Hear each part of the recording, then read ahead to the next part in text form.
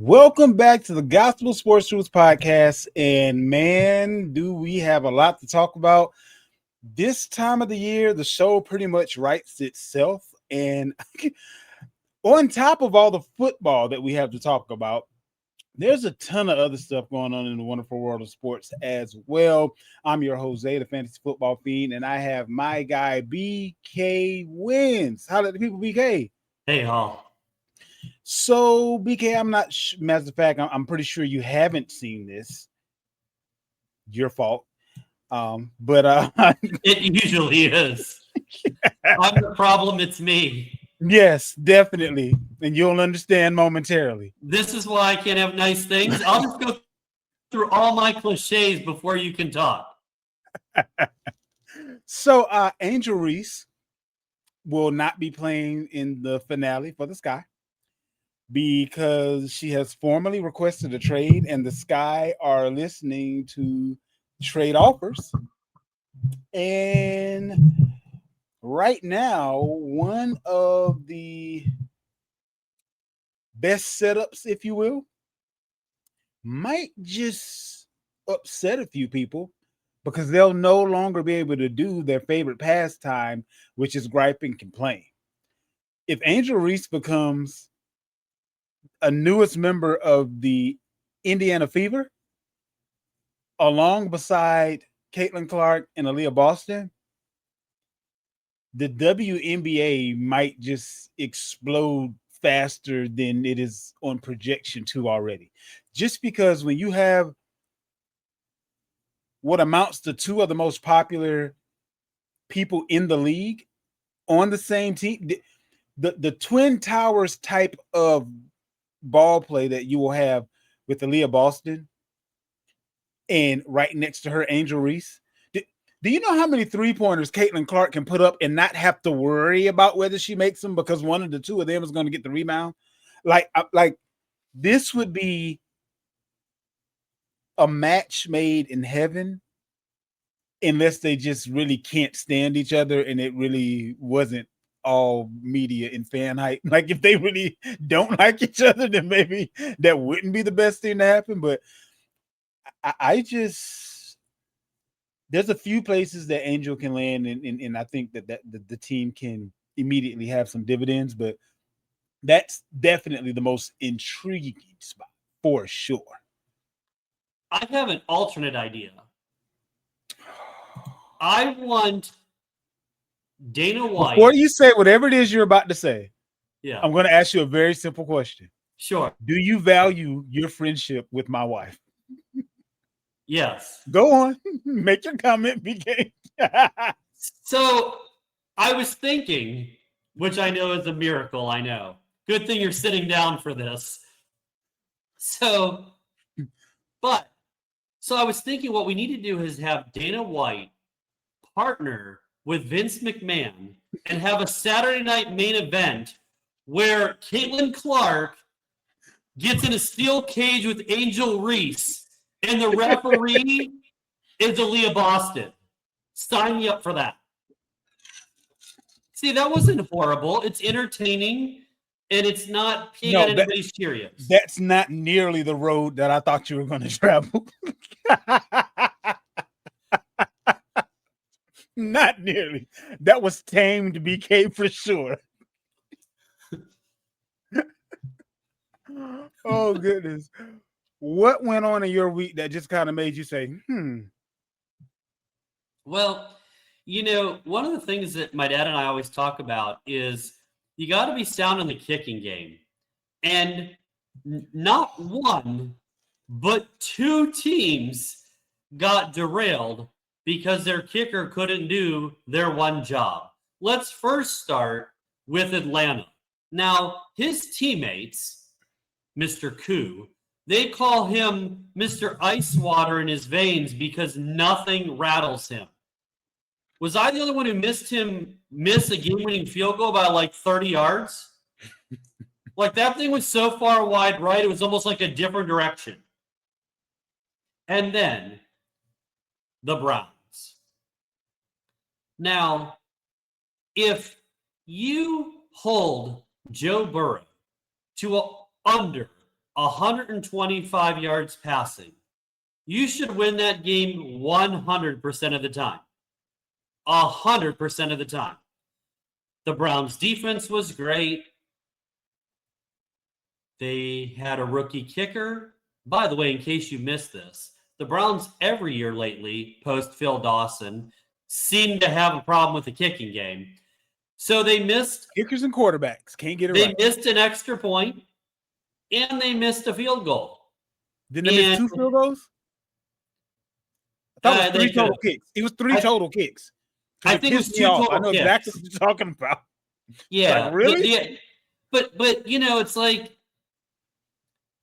both those teams had those games in hand. It was theirs for the taking. And the worst part is they were home divisional games. And those just have a way of biting you in the butt if you don't get it done. And then, for the Browns' sake, their reward for this is they're honoring Art Modell in Baltimore this week. And the Ravens are pissed off after choking away that Bills game. We'll get to that later. But they got stampeded in the fourth quarter, and now the Browns come to town. I'm pretty sure Baltimore will be revved up for that one. So anyway, the kicking game. You have to make kicks. Now, for the record, since I get accused of this all the time, I'm not asking for kickers to be perfect. You and I are not perfect. Well, you might be. I am not perfect, all right? And so, gosh knows I'm not. And, kickers and quarterbacks and coaches, none of them are perfect. I understand that people make mistakes. But it's just a killer when you go down in week 1 in that fashion. Agreed. My thing is this: at the end of the day, a field goal can be missed. You should never miss an extra point. That should be just about it, barring it being blocked, which is a significant play from the defense, or barring significant weather-related type of issues, like something outside of you missing something that should be routine. Like you just can't do that. You can't. With that being said, it's time for a good word. I think we both need it right now. So what's up first, BK? So back to the NFL, Zay. So I don't know about you, but was this like one of the best opening weeks ever? Like we have Ravens, Bills, Steelers, Jets, Vikings, Bears, Bucks and Falcons, the Browns and Bengals, and then the primetime games too. We had the Eagles, Cowboys, and Chiefs and Chargers, a.k.a. the Chargers and the Fighting Taylor Swifts. Like, what do you make of week 1? Notice I didn't talk about your Patriots. That's okay. Like you said, you make mistakes sometimes. This will be another one of them. It's okay. Look, this honestly, BK, I believe you're spot on with this one though.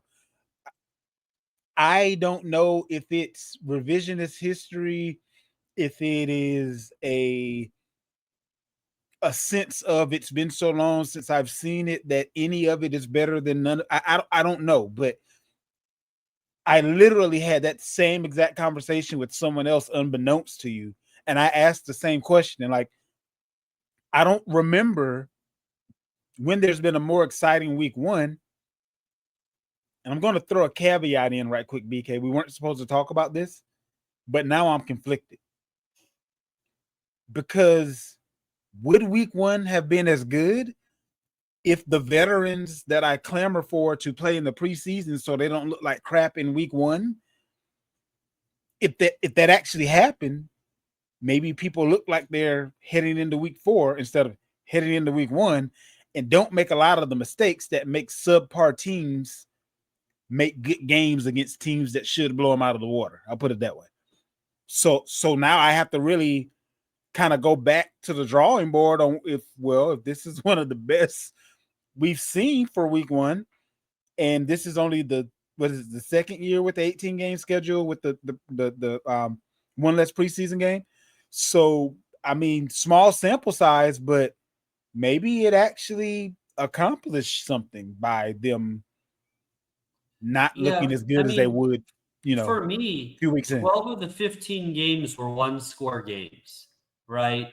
So 80% of the games, one-score games. That's not uncommon in the NFL. You see that all the time, which is why we do all the teaser bets, right? You and I talk about that all the time off air. Um, but a lot of close games. But I mean, think about it. Like the Buccaneers looked in trouble. The uh, Steelers looked in trouble. The um, obviously the Bills were in dire straits, down 15 with under 10 minutes to go. Like that was a comeback for the ages. And then the Vikings, they came back from dead with their rookie quarterback. The Fighting McCarthys. So there were just so many games that were so compelling and so close. And you like, look, we cashed in the Eagles over the Cowboys winning, with the money line in our little teaser bet. But I got to tell you, I thought the Eagles were going to win a lot easier than that. And I know they're divisional rivals and it's week one and all those things. But from a talent perspective, the Eagles are just so much better than Dallas. I was just really surprised it was so close. Yeah, I would have to agree with you on that. I love the fact that we had sort of narratives in our head, if you will, and then what played out on the field, it was a little bit of self-fulfilling prophecy and a little bit of I told you so, and then a little bit of okay, maybe they're a little bit better than I thought they were. In that sentiment, I could say for 3-4 different matchups. What I saw from the Jets Steelers, I didn't think I would see either thing from either team. What I saw from Baltimore versus the Bills, I thought we would see that type of level of fireworks. However, the comeback is what makes it so wow, did that just happen? Like they normally have pretty good, games against each other. But yeah, so I mean, and then far be it from me to be pessimistic, but then I have to ask myself, when you have 80% of the league in a storybook finish, did somebody write the finish? So it's like some people you can't please. So I guess I'm on that list right now because best week one ever. Then it His goes to email address conspiracy is theory. I don't know, because it was really, really good, almost scary good, to the point that I'm like, you couldn't have written that any better than it happened for like 80% of your games. Like, come on. Like think about it. Like Bills, Ravens, Steelers, Jets, even the Cleveland Bengals, like you could not have written these scripts any better. I'm not saying, I'm just saying. Just well, saying. week one had me so excited, Zay, that we can just start talking about week two. So it made me think, what games are you most excited about in week two? Now, I'm going to do something that you always do before you answer, Okay. which is, since, people won't get to see this until Friday morning, one of the games that I am itching to see and excited to see is, of course, Washington at Green Bay, which happens while we record it. So I'm going to throw that one out there for the people, throw it out of it, because I hope this is recorded. I made a mistake and should have not included it since it's airing during the time of the game. So there's one other game I'm interested in. What about you? I'm interested in a game that a lot of other people might not have on their list. Chicago versus Detroit. I want to see new age Chicago couple weeks in. It looked like they should have had a easy enough victory, and then they just kind of, I guess, started thinking about the after party during the game. Detroit, on the other end, never showed up to the party. I told a lot of people that unless offensive coordinators simply don't matter at all.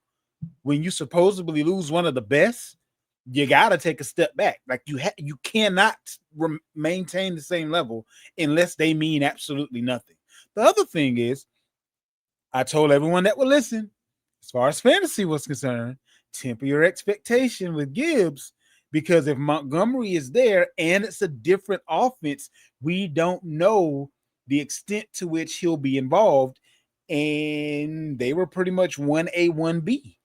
So, not to mention again, something that I just stated a few minutes ago, they're one of those teams that most of the veterans didn't play at all in the preseason.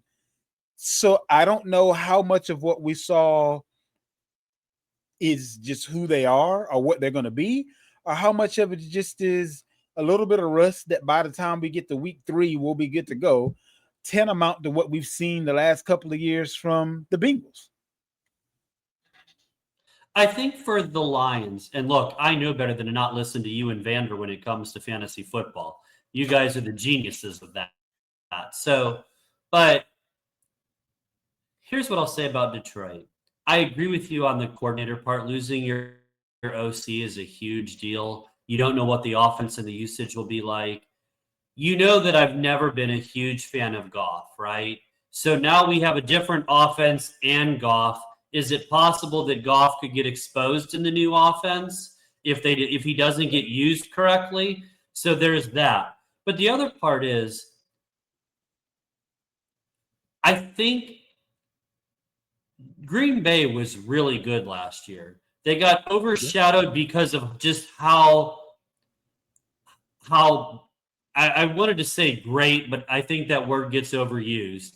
But how great the Lions and Vikings were last year, and so the Packers were really good. And now they add Micah Parsons to an already good team. They were at home. They had all that energy. It was a season opener. They were stoked about Parsons being on the sideline and the juice that gave them. The Lions were still kind of a mess as far as trying to figure themselves out what they would look like post Ben Johnson. I think it was kind of like a perfect storm, if you will. I'm really curious to see what the Lions look like against their old OC this week in the Bears. One thing about it, and look, far be it from me to step in on your expertise. But one thing about it, if I'm the head coach and I taught the other quarterback literally everything he knows, my defense is going to have something special for that guy. So I'm just saying, just saying. Well, the other game thing may be a little bit closer than what people think.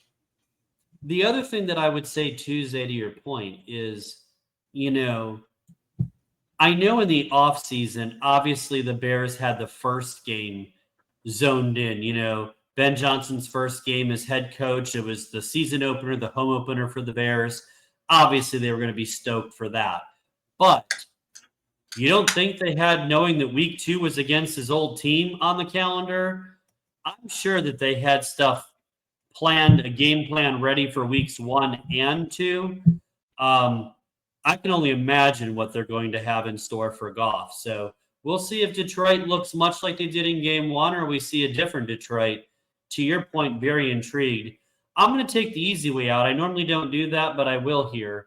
For me, the game I'm most looking forward to see is, of course, the Eagles and the Chiefs, right? The Eagles were not very impressive in their week 1 win over Dallas, 24-20. They had to endure weather and a lackluster performance to win. But a win's a win. You never have to apologize for that. The Chiefs, on the other hand, though, they lost 27-21 in Brazil against the Fighting Harbaughs. In this case, Jim Harbaugh, not John, just for those of you out there. But, the Chargers with a big win, 27-21. The Chiefs don't want to start out 0-2. Plus, they have payback. They don't want to start out 0-2. They have payback for the Eagles for that Super Bowl last year where they got beat badly. So, this is a really important game for the Chiefs. And I'm curious to see how they'll look because honestly, their offense didn't look great. Still no Rashee Rice. That was his own problem. We knew that going in, right? But then, of course, we have Xavier Worthy got hurt very early in the game. He's been practicing this week, so he may play, I hear. But in either case, they just can't seem to keep healthy wideouts. And the other concern I have is Travis Kelce. I don't know if he's busy preparing for his wedding or a breakup song or album or what's going on, but 2 catches for 47 yards, and outside of the 1 touchdown, which I can't poo-poo a 37-yard touchdown, but he had 1 catch for 10 yards. How does Hollywood Brown get 10 catches for 100 yards? 99 for those of you who have to be exact out there. All right? But 10 catches for 100 yards, and Travis Kelce disappeared. That's a great question because it's a continuation of what we saw last year. I don't know if it's a product of the defense in Mahomes just taking the low-hanging fruit, or if it's a product of Kelce no longer getting open and him having to look elsewhere. I don't know what came first, the chicken or the egg, if you will. But there's a significant difference between the connection that Patty and Kelce had previously and the connection that Patty and Kelce have now. And to your point, Xavier Worthy getting hurt. Well, that was because Travis Kelce ran the wrong route and ran his own guy over. So that's how friendly fire is what got Xavier Worthy hurt. So it's like his head is not in the game and it's reflecting in the game. Like even with Worthy being out, Rice being out, like your top 2 pass catchers being out, you still only get like 4 targets, not catches, targets. I think he only got 4 targets. And without that touchdown, fantasy fans would be panicking, which is why I would tell you to trade Kelce now if you can, because if you can't do it now when it matters the most, why wouldn't Worthy and Rice be getting most of the attention? And Hollywood Brown, unless he's hurt, isn't going anywhere. So what does that leave for Kelce if you only get 4 targets when the 2 top people that get targets, neither one of them on the field? So I just, it's spelling the end for a great career for Travis Kelce. That's why I'm at with it at this point. No doubt.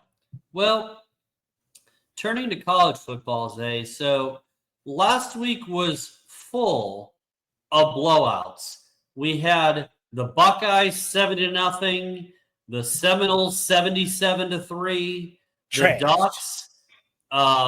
They definitely took what Gundy said and used that as bulletin board material in a blowout in Eugene. Bama rebounded with a blowout win at home. Tennessee 72-17. Indiana. They all rolled. But we're not going to waste time talking about those beatdowns. I was curious to find out your take on, there were upsets last week. South Florida went 2-0 against ranked teams. They put Billy Napier on the hot seat again in Gainesville. How about Mississippi State, Stark Vegas, upsetting Arizona State? Baylor, down 2 touchdowns in the 4th quarter to SMU, rallied to beat them in overtime. And then, obviously, the other games that I was curious about that weren't upsets, but Illinois, one of my best bets, they blew out Duke. And then Oklahoma beats Michigan. And, of course, how about Clemson avoiding a catastrophic upset at home against Troy? I got to say, BK, this is a trash week of college football. And next week is going to be trash, too. Like, week 1, they did so well putting together week 1. And now we got like 4 weeks of bull job. Like, yes, sure, Illinois beat Duke. Hooray. sure, based on rankings that shouldn't be there yet, Arizona State was upset by Mississippi State. Whoop-de-doo. Like none of these games. Ohio State beats the School of the Blind by 70 points. Whoop-de-doo. None of these games matter at all to me. Just to me. I don't like the way this thing is set. Like, we really don't have another good week of college football until like week 5, for real. And it's upsetting. Well, first of all, I'm going to chastise you about your Illinois comment because, that was one of my best bets. And if you took said best bet, should be thankful for that W. No, you're absolutely right as far as that piece is concerned. What I'm saying is no one cares about Illinois or Duke. Like none of the matchups. OU beating Michigan. Oh, hooray. Like, that was just going to be which school sucks more and is more overrated. Like, I still don't believe in OU because they beat that school. I never believed in that school. Like, we're getting more of the, such and such is back at it again, when really they just played somebody that had a ranking that they shouldn't have had, or we wouldn't have even been looking at the two schools with any type of zeal or zest, if you will. So it was the lack of Clemson. Come on. We know what Clemson is at this point. Like at halftime, they were either they were up by a point or down by a point, something like that, against the School for the Deaf and Dumb. So this is stupid. Like, stop putting rankings to try. But you know what, though? They use the rankings as a way to bait us into watching these trash games to make it seem like it's going to be a better game than what it's going to be, because we have a team that's ranked 15th, the top 20 in college football, going up against another top 20 team. Woo! Let's get ready for the matchup. That's what it's all marketing. That's all. None of these teams are going to be any team worth speaking of. The ones that your OUs of the world, Bama, they aren't going to be worth speaking of by end of the year. They're not. They're just not. Illinois, they'll do about the same thing that they did last year. Ohio State will do about the same thing that they did last year, which is be vying for a championship. Florida State is one of those teams that, okay, cool, you won a couple games, but what do we really know about the teams that you've played? You won the games you had to win. You didn't do that last year, so pat on the back for you. Awesome. But I still don't care to watch you play football yet. You still got more to prove to me. I'm glad of what you're doing for BK and Vander, but it's going to take a little bit more for me to care what's happening next with certain teams. That's all I'm saying. And let me guess, Ohio State plays what, Eau Claire High School next week? Like who's Ohio State playing for the next 5 They got years? Ohio University. Oh, yeah, same difference. Yeah. So Ohio State, what they did was they say win, lose, or draw. After we beat or lose to Texas, we need to definitely blow out at least 3 teams before we even risk looking bad again. And that's the formula that's going to mess up college football, even though they got the playoff thing right. Because now it's let me play against somebody worth playing against early, very early, play against cupcakes in the middle, because if I get beat in the middle, I may not be able to recover, and someone may leapfrog me based on my false ranking in comparison to their actual talent in that particular year. So we're getting there, but it's when we fix one thing to try to make college football more exciting, it ends up unintentionally creating a whole different chasm, is what I'm seeing based on the first 5 weeks of scheduling right now. Yeah, I mean, the one thing that I was really surprised at was, Mississippi State was a 2-10 team last year. Their preseason regular season win total was 3.5. And so now that they already have 2, and they do have a couple of cupcakes even for them, like, they're going to cash the over, which is really crazy. Not that even if they go 4-8, that's nothing to get excited about, but it's still double what they did last year. But I was really surprised, even though Arizona State was overrated in the sense that the rankings we can't stand, this shouldn't happen until October 1st. However, I will say I was impressed with how they played at home in upsetting the Sun Devils. I'll give them credit for that. I was also surprised a little bit about Clemson because, while you and I don't think as highly as the media rankings and clearly as Dabo thinks of his squad with the 16-0 proclamation, they still didn't have an offensive line. They still had to show me they had a running back, and they still had to prove their quarterback wasn't above average at best. And they still, through 2 games, have not shown that.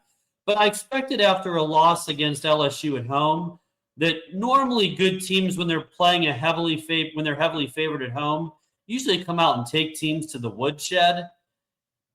And it was more like Troy took them to the woodshed for the first half. Yeah. And I think that's the concerning thing. We'll talk a little bit more about them later. But I think if that was a thing, the week was trash, but I was surprised, I think, more of those two than I was of anything else. So what college games are you most looking forward to in week 3? Well, you're going to love me for this, Zay, because I'm going to steal your answer. I'm going to give you honorable mentions, and then I'm going to give you games. Okay. So, the honorable mentions, the aforementioned Clemson, Georgia Tech. Clemson on the road against a team that a lot of people feel are improved. So, can Clemson get it done on the road against the Yellow Jackets? Do you see what this schedule has done to BK people? Congregation, do you see what this schedule has done to BK? This schedule is so porous that BK is literally saying one of the best games of the week is a lackluster Clemson against a team that some people struggle with but isn't ranked. That's where we are because of these matchups for the week. I'm going to try to rein you back in, buddy. So here we go. Carolina at home against Vandy, a night game at Willie B. Trash. Go on. And, of course, the Fighting Florida Gators at LSU. That could be interesting. We'll see. But the games that most have my attention, Georgia and Tennessee. Trash.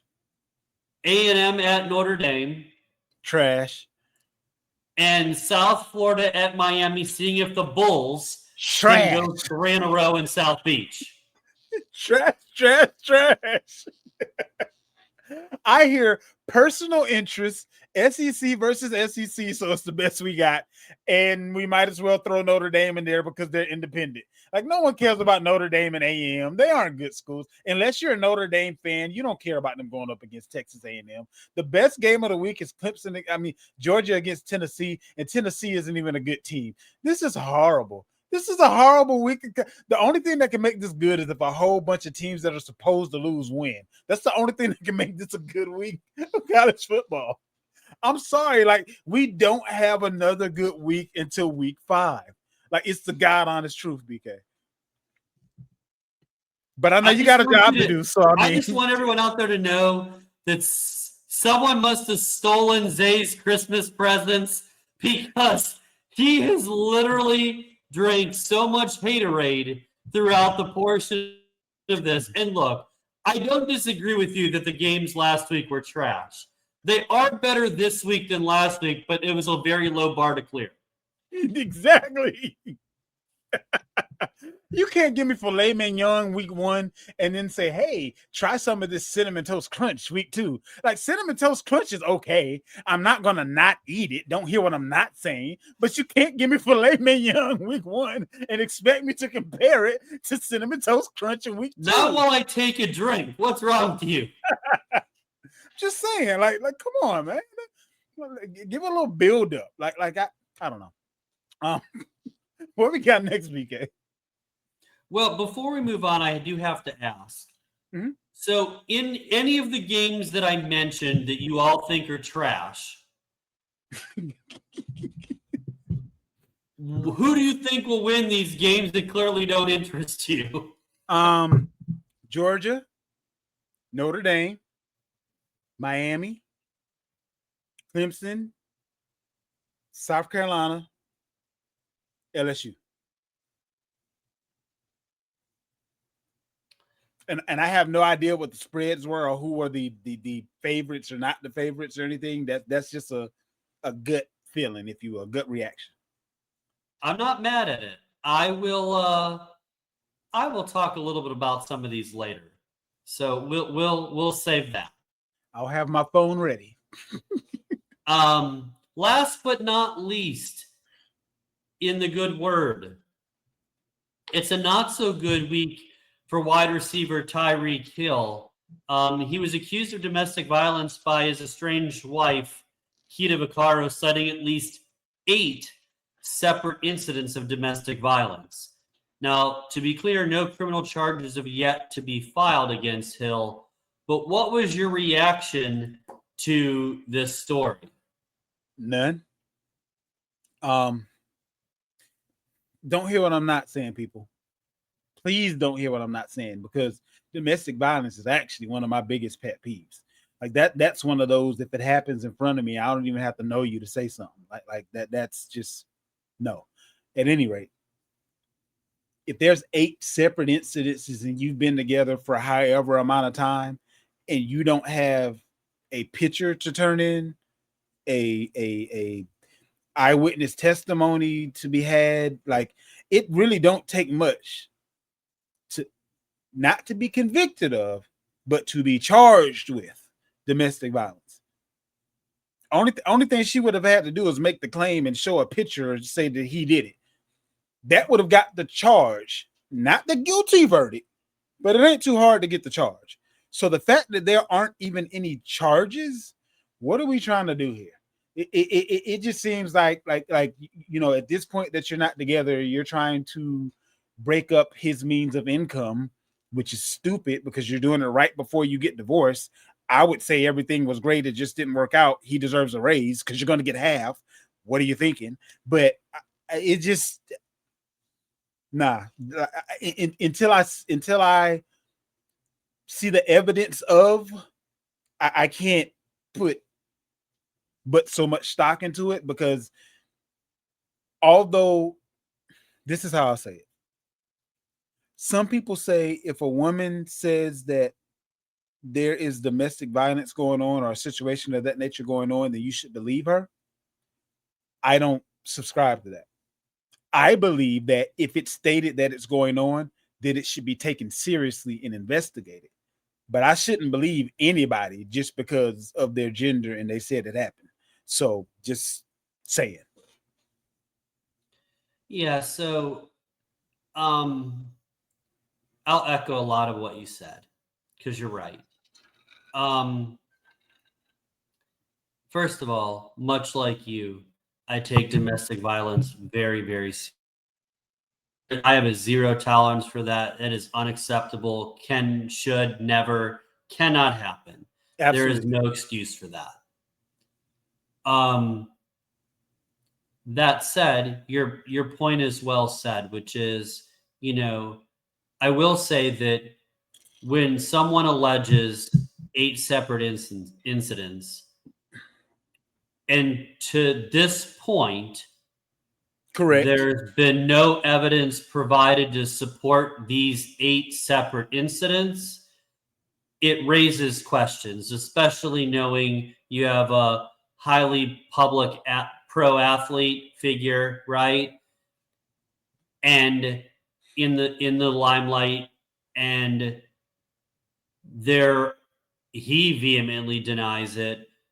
There's been no talk of this before to our knowledge, and there's no evidence that's been provided so far to support these claims. Now, note, everyone out there, I'm not saying that there isn't evidence out there or that we just don't know of it. At this moment in time, there's been nothing provided to substantiate her claims. Correct. My question then is based on that, and I'm going to use the assume word here. Assuming that there is no evidence, and I'm not saying that there is or isn't, But let's just say, assuming hypothetically that there is no evidence, knowing that you have a pending payday coming from said divorce, what is the end game or angle with this? And I guess the devil's advocate in me would then say, well, maybe we should believe her a little bit more, because she could actually be financially shooting herself in the foot if he don't have a job when she gets divorced. So maybe that's a feather in the cap of saying that that's a little bit more leaning towards the truth. But all I can say is a man's livelihood and freedom can't be taken away without evidence. That's all I'm saying. If there's evidence, throw him under the jail. I don't care what his name is, how much money he makes, or what talent he has. Again, as BK said, zero tolerance as far as that is concerned. But I also have zero tolerance for punishing someone and then finding out that they actually did it. I have just as much of a problem with that as the other. Well, it goes back to what you said before, buddy, because like if you look at it like, if someone alleges something happens regardless of gender, right? Just because someone alleges it doesn't make it true. But what it does do is it requires you to investigate thoroughly their claims and allegations to determine, is it in fact true and valid or not? If it's true, then there's obviously consequences for said actions. If there isn't truth to that, then we would obviously throw out those allegations and dismiss them, right? I think that's, and I agree with that wholeheartedly. So people can allege things all the time. It doesn't make it true, but evidence is what makes it true or untrue. So just waiting to see. I think there's a whole lot more that will come out. I'm curious to see what that looks like when it fully gets, thrown out in front of us. And it is now time for the truth and nothing but the truth. Up first, BK, I know this is one that is near and dear to you. It's never too early to talk coaching hot seats, especially when we're talking college football, one of the most irrational fan bases that there are of any sport. And unlike most other sports, the fan base tends to have a little bit more pull, if you will, on the actions and reactions of said teams. So where are we as far as the hot seat is concerned this year for college football? Well, I would love to say that it doesn't take me great pleasure to talk about this, but it does. We talked about them earlier, the Florida Gators and Billy Napier, and he was given the vote of confidence from their AD after last year's 4-game winning streak. Mm-hmm. He had said the right things. They closed the year strong. Quarterback DJ Lagway had a good ending to the year for the Gators. But here's the problem. While they looked great in week 1, steamrolling, east-west directional school, South Florida was a huge underdog in week 2. And the Gators did the same stupid stuff they've done under Billy Napier. Costly turnovers, costly penalties, clock mismanagement. It's 2:40 to go in the game. You have the ball 1st and 10. You're up a point. Why would you throw the ball twice and incomplete and stop the clock? Your drive was literally 32 seconds. How do you do that? Not to mention the fact the unsportsmanlike conduct penalty. Then, of course, you had spitting on a player penalty. You just can't do that. And now you look at the Gators.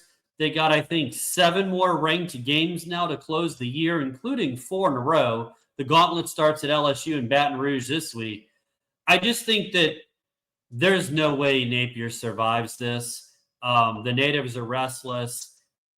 They had forgiven, I think, a little bit based on last year's good equity or positive equity to close the year, but they didn't forget. It's Billy Napier, and he's going to be gone.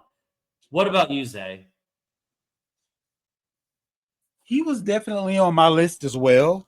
Um, and I may be a year too early on this, but depending on what Clemson does, I really truly feel that like the leash is a lot shorter than we may think for Dab. Well, than most people may think. I think the leash is pretty short for Dabo Swinney, to be honest with you. But I just kind of feel like this is the year that, because of the talk that you did in the offseason versus being as quiet as a church mouse and finding out how good you are when the season starts, you put an unnecessary spotlight on you.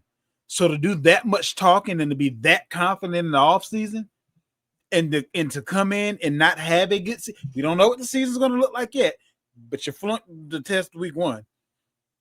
You can't fail to you flunked the test week 2, honestly, because what are we doing when we're almost losing to a team that should not be in your, like, you're not nearly as good as you think you are, which can present 2 issues. Either you actually thought you were that good, which is a problem in your talent evaluation, or you're lying to yourself and your team so you aren't going to get better because you think you're already there. And no matter which one of those 2 it is, not a good look. Humble opinion. No, I agree. So let me ask you this to your point. What are some teams that you think are in the most trouble early in the year? Well, when you say trouble, I would have to assume that people had high hopes for them before the season started. Other than that, you're just losing, and we knew you would. So that's not really trouble. One team that I will say may be in a little bit of trouble, Michigan. I don't think that they're nearly as good as they think they are. I honestly think that Michigan might just be the Clemson of the Big Ten.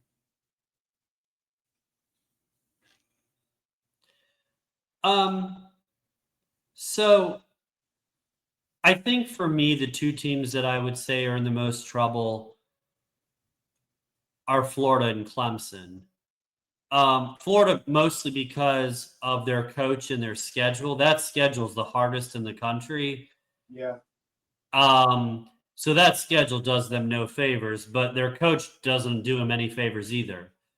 For me, I would pick, and I'm okay with your Michigan comment, because I do think that Sherrone Moore, especially when you factor in like the show cause and the suspensions and, like he's out the next 2 games and, all those things.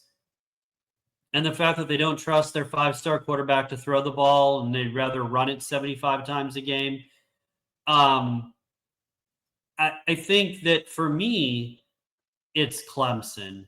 And I think it's Clemson because they ran their mouth, specifically Dabo, about they're going 16-0, and it reminds them of the 2016 team that, is coming back to win it. They have a veteran team coming back to win a national title in a year of redemption and all these things. And I'm never a fan of a coach putting undue pressure on his team. And while Dabo's a great recruiter and a great cheerleader, we know he's not a very good head coach. When Clemson's when Clemson's been great, he's the 3rd best coach on the staff. Usually his OC and DC are better coaches than him. And they have they have a generational quarterback in Lawrence or Watson. Klubnik is not that. He's above average at best. It's laughable for the 5th time that anybody thought he'd go in the 1st round. At this point, I don't know that he's draftable. That's how bad he is. He panics under pressure. He throws the ball up for grabs. He can't read a defense. He turns the ball over too much. He makes too many mistakes when a game's on the line.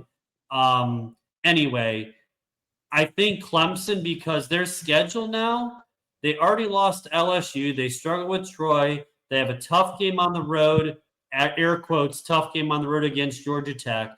They still got to play Miami. They still got to play Louisville on the road. They still got to play SMU. They still got to play the Noles.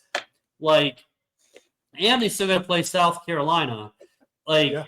I'm just saying, their schedule was they could struggle to win 8 games.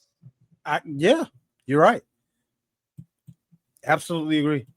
To round out truth and nothing but the truth, you got something a little bit different planned up. Go ahead and set it up, BK. Well, I'd like to do a little tale of the tape. Okay. And so we're going to go against,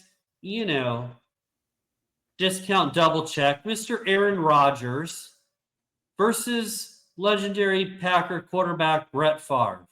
My question to you is, who's better, and is Rodgers truly surpassed Brett Favre? Now, the reason why this question came to mind is because if those of you don't know, Rodgers, after last week, moved within 1 touchdown pass of tying Brett Favre for the most between the two.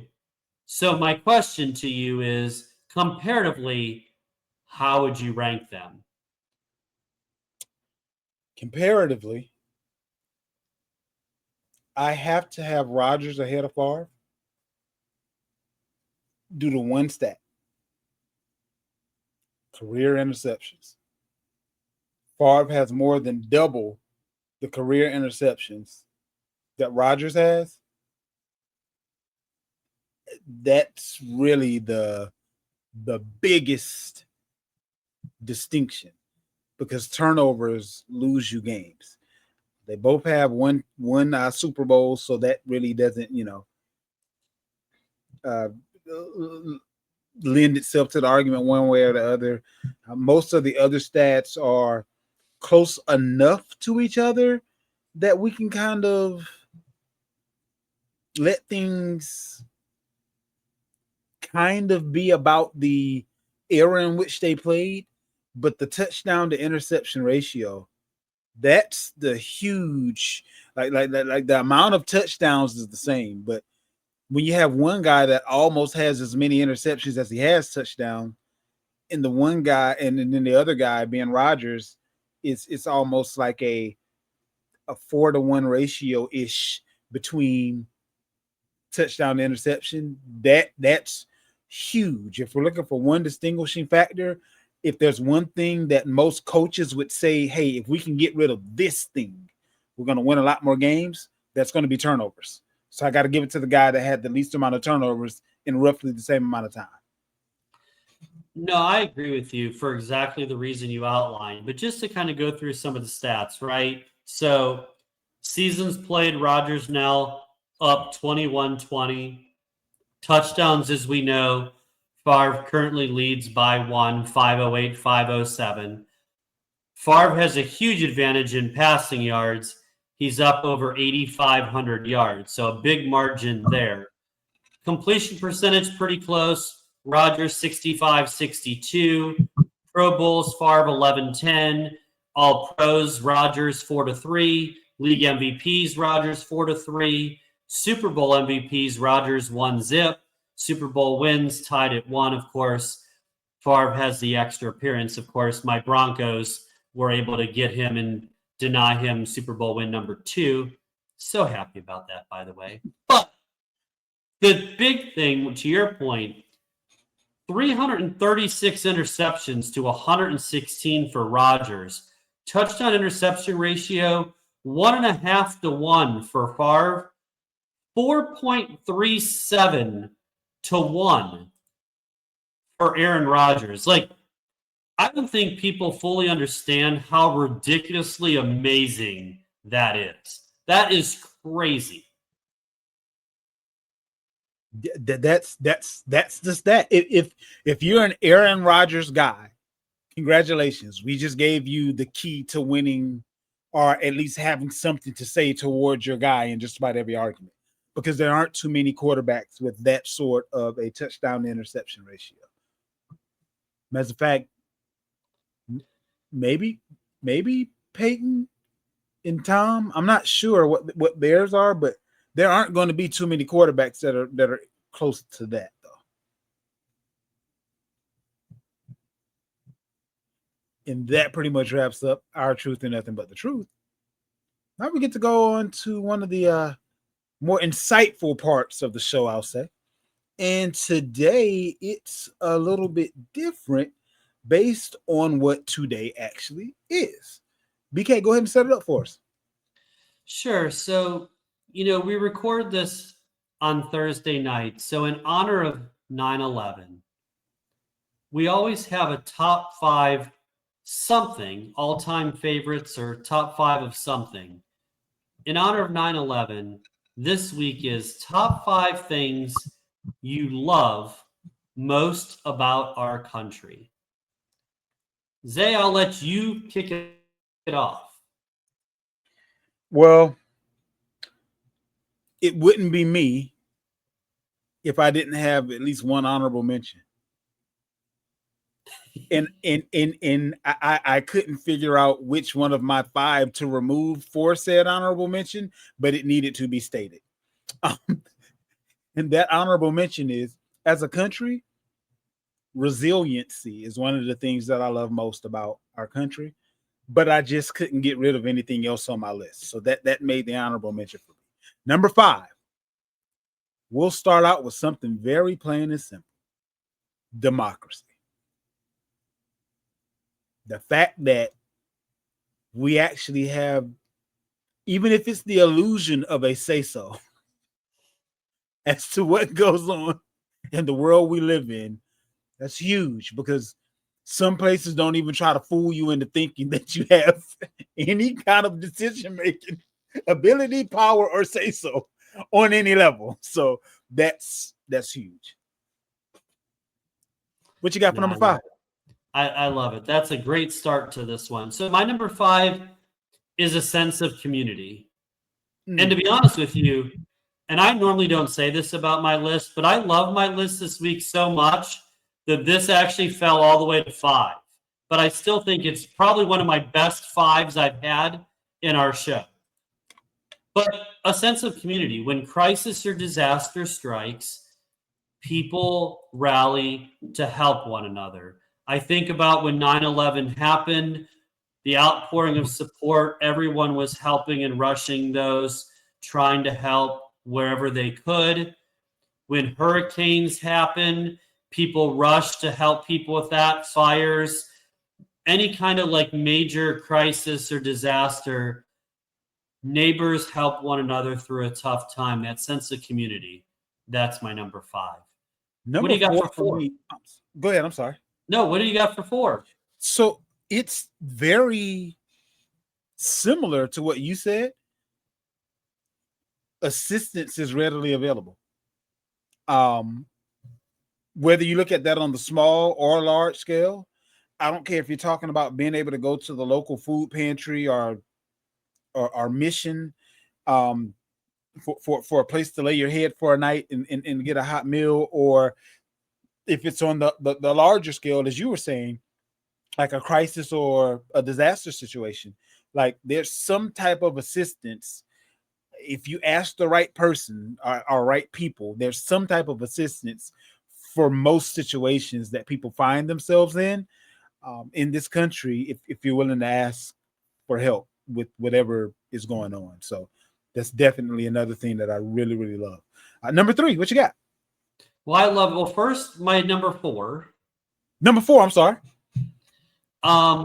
So for me, for number 4, similar to 5, but a little bit of a variance, volunteerism.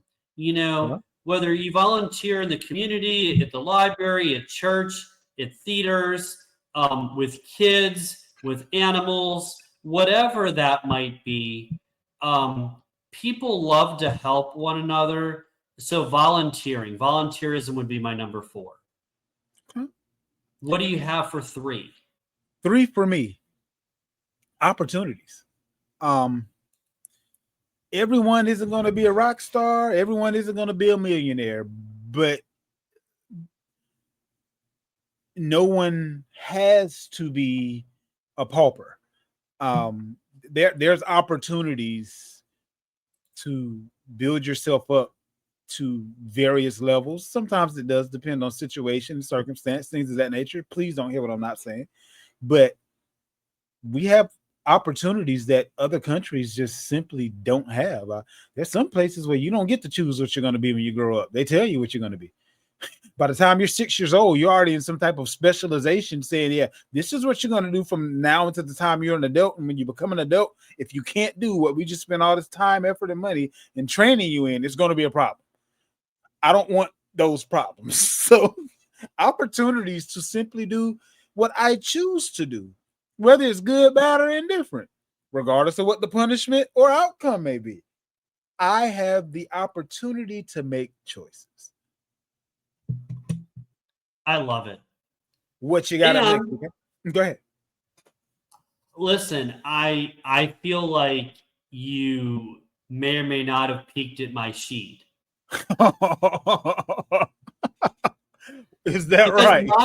or you and I just have great minds. Or maybe we live in the same country. But go on. We do. Number 3 for me is the land of opportunity.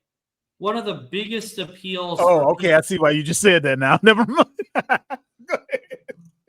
But that was my number 3, and it's because,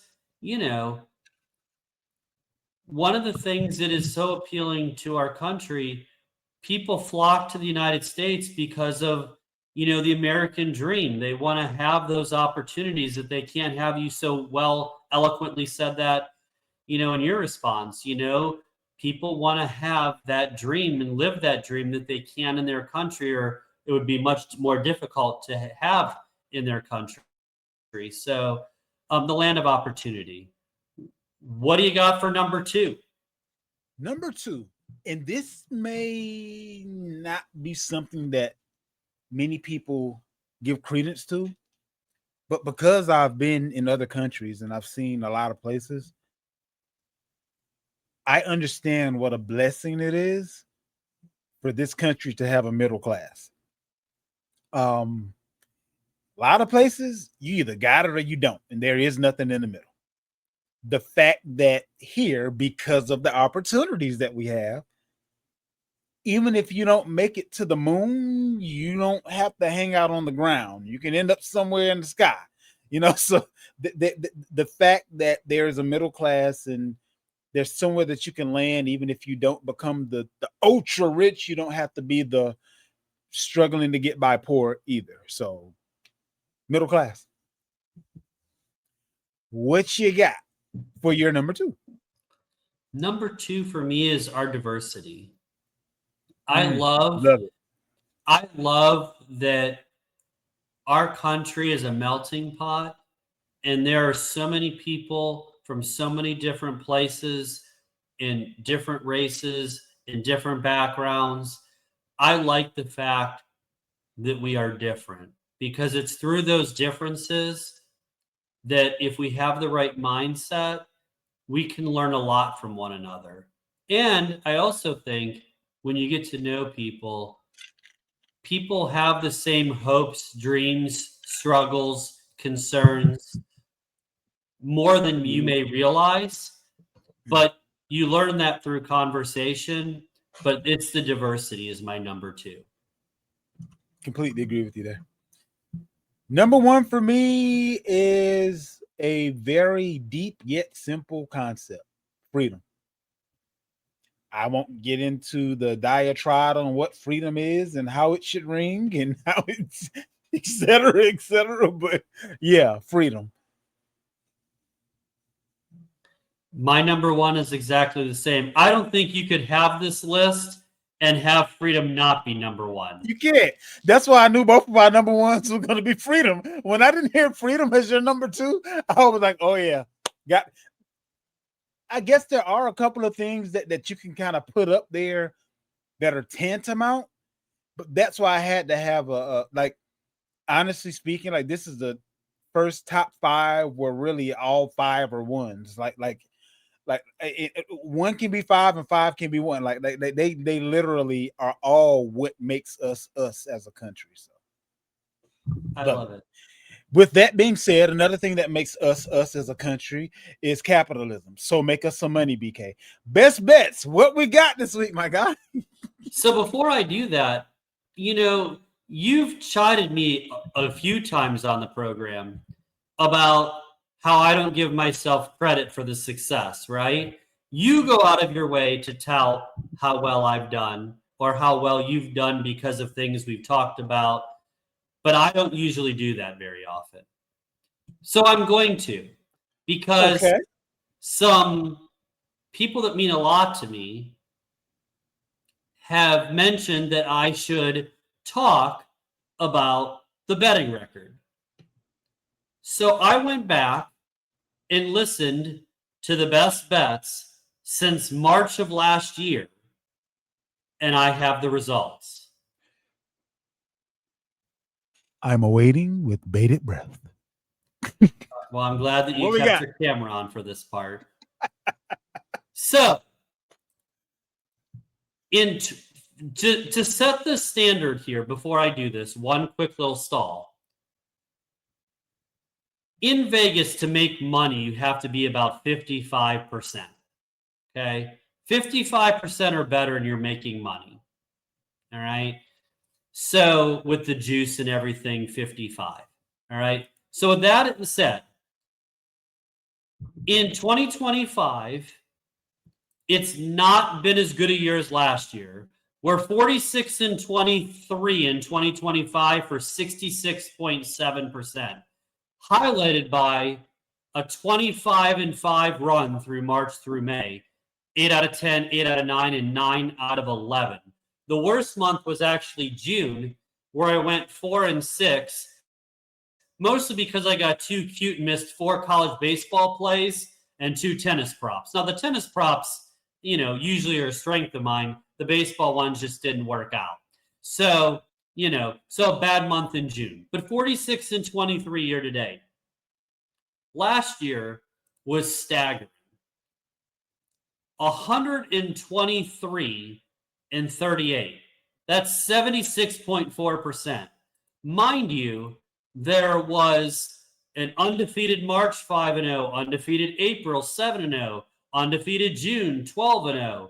July was 3-0. In fact, in October, I went 37 and 8, which is crazy. Not to mention, we talked about hitting the NHL, the NBA, college baseball, college basketball, NFL, college football, tennis. We even hit the election, all of those things. So we're going to try to do better. Last week was a great week, right? 3-0 to start September. Texas hit with Texas. We got that win with the T's. We got, or a couple weeks ago, we got Texas. We also got, obviously, Texas, South Carolina, and then Eagles, Broncos. Yeah. And then, the Broncos, we hit that and we hit the Eagles. Granted, the Eagles and the Broncos squeaked by barely. Right. Barely. But that's all you need. That's all you need to win. They all cashed the same. So this week we're going to go along the same lines. Have a couple of straight bets in the college, in the NFL, and a teaser. We'll start with the NFL. So I'm going to go with the Steelers minus, it's kind of a combined bet. You can do the Steelers minus 2.5. I did this on Monday, minus 2.5. Some places it's now 3 and 3.5. So if it is 3.5, I would take the money line, which was really what the best bet is. The Steelers money line and the Chargers money line are the 2 NFL best bets this week. I like the Steelers at home against the Seahawks. I also like the Chargers to beat the Raiders. I like Pete Carroll, but I just think I got the better coach and the better quarterback and the better team in the Chargers. Give me the Chargers and the Steelers, the money line. In college, you're going to like both of these. So first, Georgia has beaten Tennessee 8 straight times. while Tennessee's look great against the little sissies of the poor, Georgia's not the little sissies of the poor. That defense is for real. Now, I'm a little concerned about how Gunnar Stockton will play quarterback, especially on the road. They've kind of struggled against inferior competition so far. Austin Peay was not an impressive game, 28-6. That didn't really, incite confidence. But I trust Kirby Smart. I trust the Bulldog defense. And I don't trust that Heupel can actually beat the Dogs, having lost 8 in a row. Well, Tennessee's lost 8 in a row, but he's been a part of it. Give me Georgia and the money line to win at home. The Gamecocks opened at 6.5-point favorites. It was bet down to 5.5 as of this morning. It's now 3.5. So I'm changing that bet to the South Carolina and the money line at home. The Gamecocks have beaten Vandy 16 straight years. Make that 17 and at home against Willie B. There's such a great atmosphere at Willie B at night. Give me the Gamecocks money line. Those are the money line best bets. Georgia, South Carolina, of course, the Steelers and the Chargers. The teaser to close out this week's best bet, Notre Dame will be a desperate team at home. They're a 7-point home favorite over A&M. They beat them last year at A&M at College Station in a game that kind of opened people's eyes. Marcel Reed hasn't been spectacular for the Aggies. Must-win game for the Irish if they want to have any chance of making the playoff this year. They can't start out 0-2. Give me the Golden Domers at home. The Fighting Irish -1 at home, coming off a bye to beat the Aggies. And then I like Arkansas +15 on the road at Ole Miss. Austin Green has been really good as a portal guy for Sam Pittman's Razorbacks. They're terrific at the line of scrimmage. They can run the ball. Ole Miss is dealing with some quarterback injuries. Remember last week, Ole Miss's and Kentucky's starting quarterback got stretchered in the same game. How healthy will they be? Will they even play? The point spread has kind of moved down a little bit. So I like Arkansas and Notre Dame with that teaser, and that concludes this week's best bets. And that also concludes this week's show. And we are glad that you rolled right along with us. We will be getting you through yet another year of profitable bets and entertaining shows. Hey, Zay, before we wrap up, I have one quick thing to hit you with. What you got? So I was thinking about this morning. In the anniversary of the tragedy 24 years ago of 9/11, I thought this morning to myself, I try to, reflect back. What were you doing 24 years ago when 9/11 happened? Actually, I very vividly remember what I was doing 24 years ago when 9/11 happens, because I was living in Japan and I was in the Navy. And I thought I was watching a movie. I walked into my my room, and my roommate was sitting there, and I asked what this movie was. He was like, "It's not a movie." So what is it then? It's like, that's the United States. That's the Twin Towers in New York. It was like, what are you talking about? Like, we're under attack. And it took him saying it in 3 or 4 different ways for me to finally get it. And it immediately went from that to, oh, wow, a whole bunch of my friends I won't see after today because their ship will not be in port, because we don't know what's going on. And the best place for a ship to be when things are uncertain is in the water.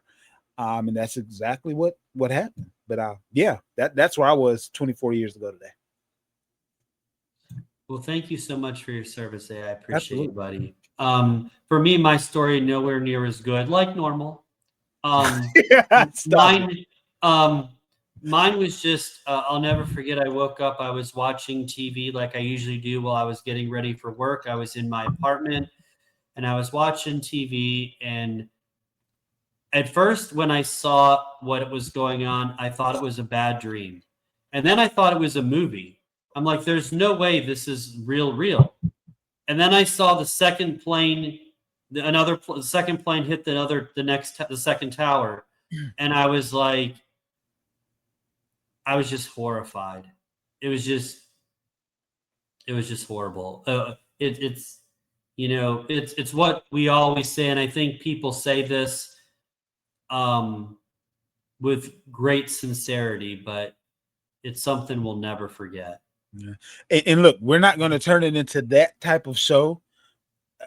I'll end it on this note. It's not a good thing